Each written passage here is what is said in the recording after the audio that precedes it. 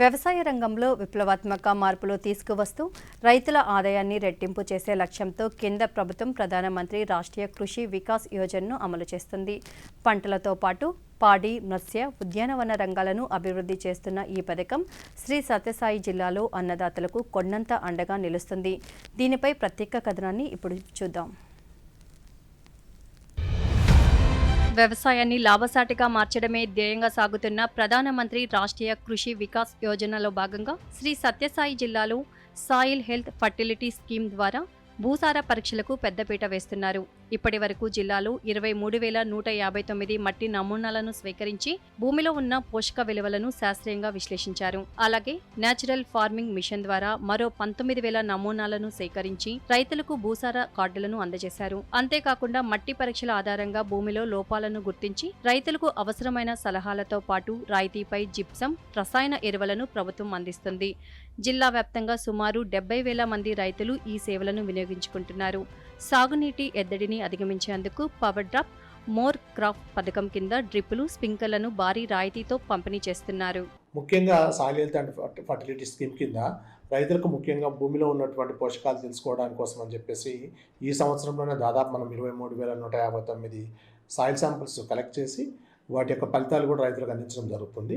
అదేవిధంగా national mission natural farming కింద ఒక 19,000 మట్టి నమూనాలు మరి తీసుకొని మనం ఉన్నటువంటి భూమిలో ఏ ఏ పోషకాలు ఉన్నాయి, ఆ ఉన్నటువంటి భూమిలో ఉన్నటువంటి పోషకాలు ఏ పంటలకు ఉపయోగపడతాయి, ఆ భూమి ఏ రకంగా ఉంది, దాంట్లో ఏమన్నా సూక్ష్మ పోషకాల లోపం ఉందా, ఆ లోపాలు సవరించుకుంటే పంటలకు అధిక దిగుబడి ఎలా సాధించవచ్చినటువంటి ప్రయోగాత్మకంగా రైతులకి తెలియజేయడం జరుగుతుంది.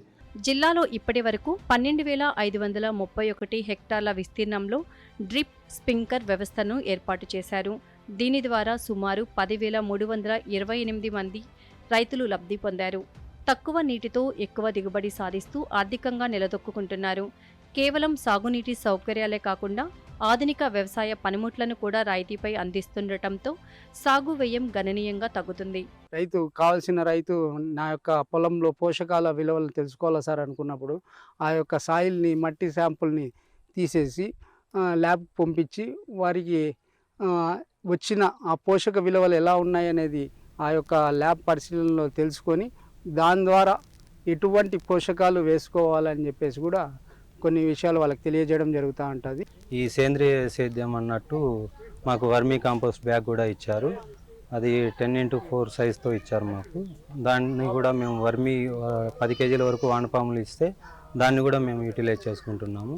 ఆధునిక సాంకేతికతను సామాన్య రైతులకు చేరవేస్తూ శ్రీ సత్యసాయి జిల్లాలో PMRKVY పథకం విజయవంతంగా ముందుకు సాగుతుంది.